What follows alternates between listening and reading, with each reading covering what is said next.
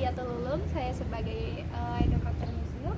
Saya akan mengajak kalian semua untuk berkeliling mengenai bagaimana pos pengantaran surat di Indonesia di Museum Pos Indonesia itu sendiri. Pada bagian ini, terdapat sebuah isi ruangan di mana mengenai bagaimana pengantar paket atau pos atau surat dari masa ke masa bisa dilihat dari tulisan ini sendiri ada keterangan mengenai bahwa baju-baju ini mengenai pakaian pengantar pos pada zaman Jepang, yaitu pada zaman akhir Jepang. Selanjutnya ada seragam pos, yaitu pakaian seragam yang digunakan karyawan pos pada masa Hindia Belanda. Tentunya ketiga baju ini merupakan baju-baju yang dipakai pada masa penjajahan negara Jepang dan Belanda di Indonesia. Sebelah kiri dari baju pada saat pengantaran pos di masa penjajahan, sebelah sininya terdapat sebuah baju dinas, yaitu ketika sudah zaman kemerdekaan. Dari keterangan ini bisa dilihat bahwa pakaian dinas lapangan mulai dipakai hari Selasa tanggal 15 Agustus tahun 95. Tentunya udah merdeka Indonesia. Seperti yang baju warna oranye ini, kita familiar dengan bajunya. Bagian depan dari pakaian-pakaian dari pengantar pos ini terdapat mesin tip, tentunya untuk kegunaan pengiriman surat tersebut. Selanjutnya di sini ada timbangan paket yang dikirim atau paket yang diterima. Tentunya akan ditimbang terlebih dahulu untuk mengetahui beratnya. Soalnya pada saat penerimaan paket kita kan harus mengisi keterangan dulu.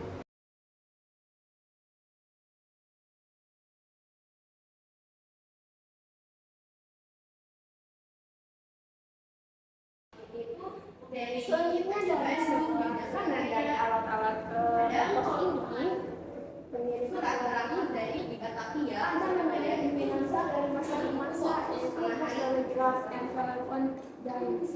Yang pertama itu dari pendirinya, pimpinannya itu dari orang Belanda itu sendiri, turun ke sini hingga PT Pos Indonesia atau Persero, yaitu Gelarsi Wahyu Setijono yang merupakan dirut PT Pos Indonesia.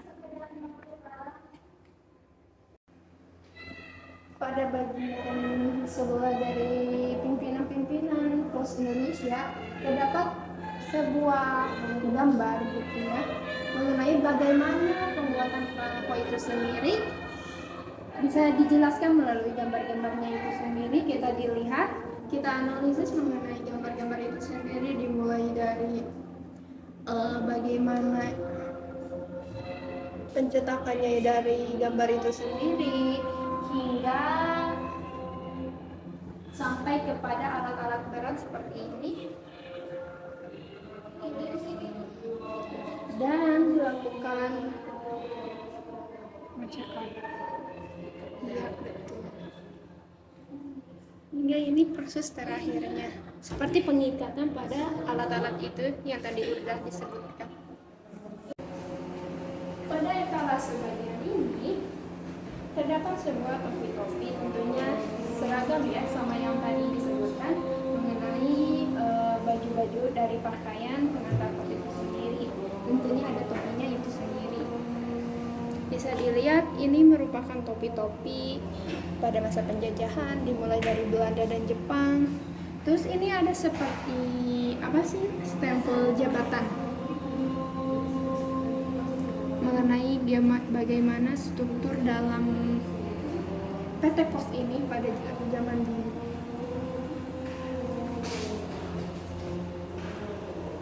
Pada bagian ini, di ruangan ini terdapat sebuah hanya lemari ya tentunya.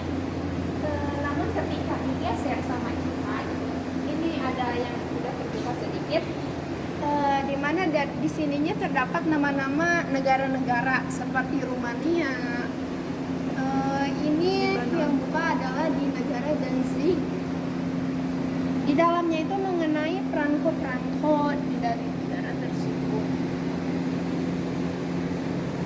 Lalu, jadi pada bagian ini ada sebuah kendaraan yang dipakai ketika mengirimkan pos itu sendiri. Yang pertama ada sepeda pos yang sama itu di ini udah termasuk zaman modern ya kalau dipakai pada saat itu. Namun ketika dipakai zaman ini lebih klasik. Trekking. Pada bagian ini terdapat sebuah kotak-kotak surat dari berbagai macam warna, bentuk. Bisa dilihat ini merupakan pos di surat. Tentunya ketika mengirim surat harus disertakan alamat lengkap seperti yang tercantum di dalam kotak-kotak ini. Terlihat sangat klasik, bukan?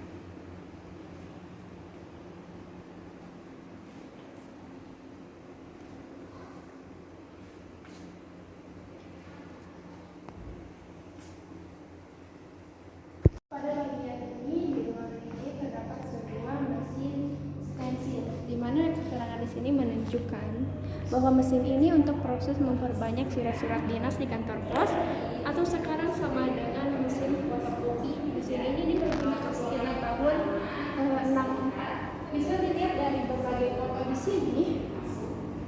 Ini tuh hasil dari ini dari zona ini itu sendiri. Bisa dilihat di sini mengenai ada surat emas berbahasa Melayu, ada Royal Malay Letter, dan masih banyak lagi berbagai foto-foto yang disediakan dari hasil benda itu sendiri.